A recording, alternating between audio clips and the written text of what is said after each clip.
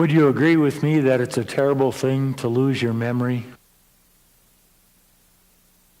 I'm not just talking about, I forgot what I came into this room for. I'm talking about even worse than that. And it can be, it's a physical problem, like some kind of dementia or Alzheimer's. And it can be something else too. It can be conscious awareness. We forget. It's out of our conscious awareness of something that we need to remember and carry as part of us. One of the things an Alzheimer's person does is they forget who they are. And we can do that without Alzheimer's, meaning that we forget to whom we belong and who belongs to us.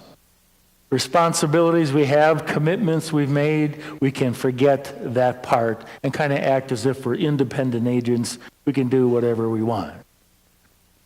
We can forget who we are.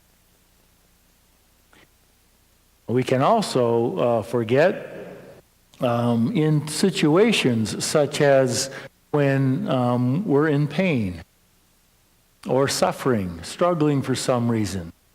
We can forget the good life we had before and what possibilities and hope there might be in the future, because sometimes when we're in pain, it's all we know and all we can see is the pain and suffering that we're in. And we can get discouraged and depressed, and even we can despair, lose all hope. That's all there is right now, is all there is. There's nothing more. And if we forget that life is more than just the present moment, it can be rather difficult. We can also forget our social connections, that we all live together on this earth as one people. At least that's what we're called to do. That we're all brothers and sisters. We all have the same hopes and desires. We all have the need to love and to be loved. We all deserve and need respect from others and to be treated well. But if we forget that, if we forget about how connected we are called to be and are to other people, that's what can lead us to bullying, to demeaning other people, to violence against other people. And we see plenty of that in the world today, don't we? Forget that we all belong together.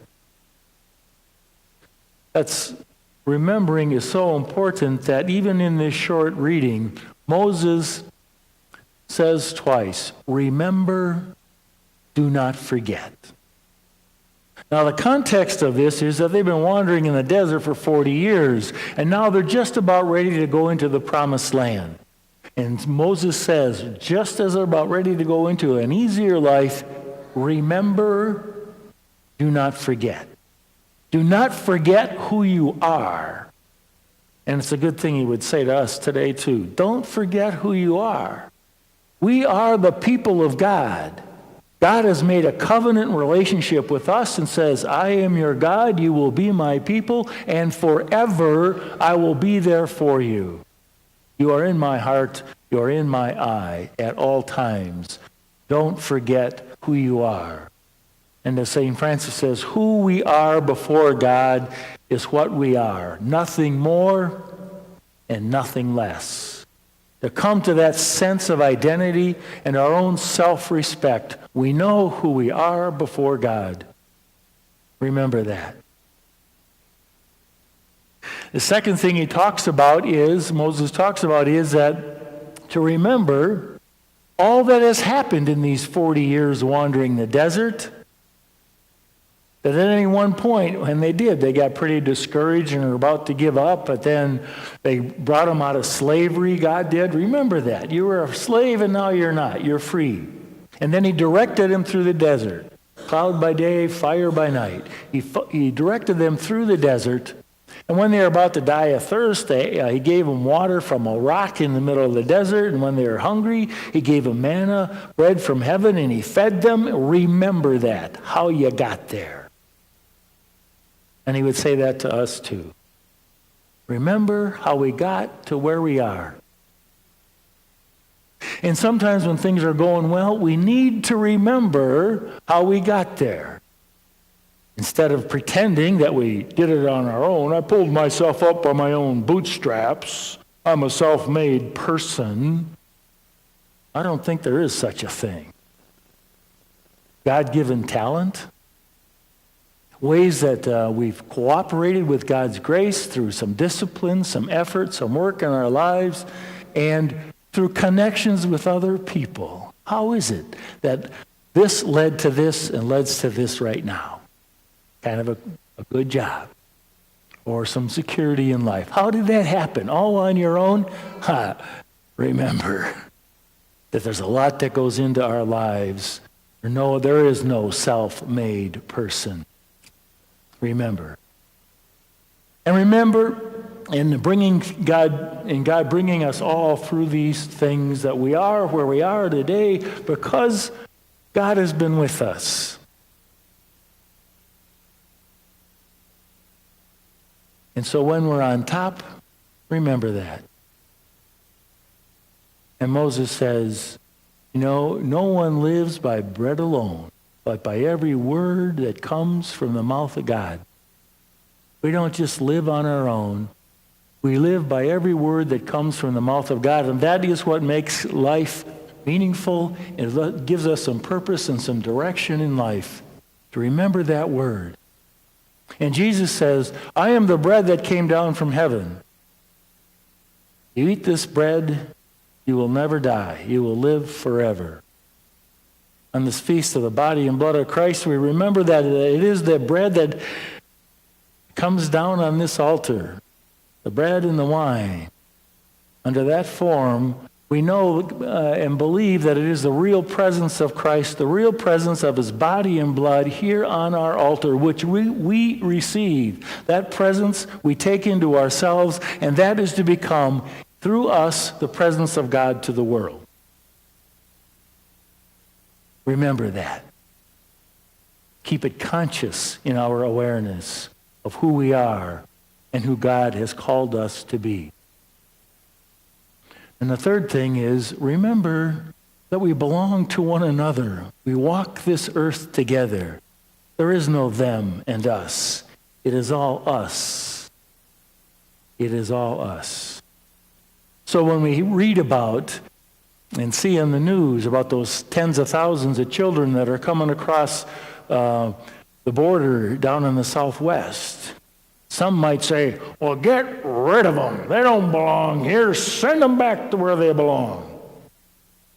And maybe somehow, with some care, we might have to do some of that. I'm not talking here to argue the political kinds of stuff. I'm here to ask, if that was your child or your grandchild who was trying to escape with probably sure death, what would you want? How are we all connected in the body of Christ? It reminds me of a story, a true story, of a reporter who was in Sarajevo. Remember that conflict some years ago? The reporter was interviewing a man, and while they were doing that, a young girl who was standing close by was shot by a sniper.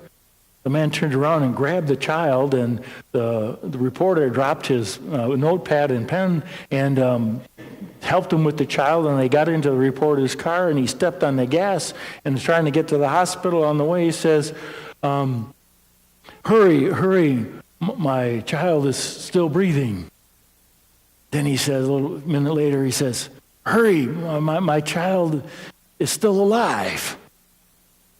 And then a little bit later, he says, hurry here, my child is still warm.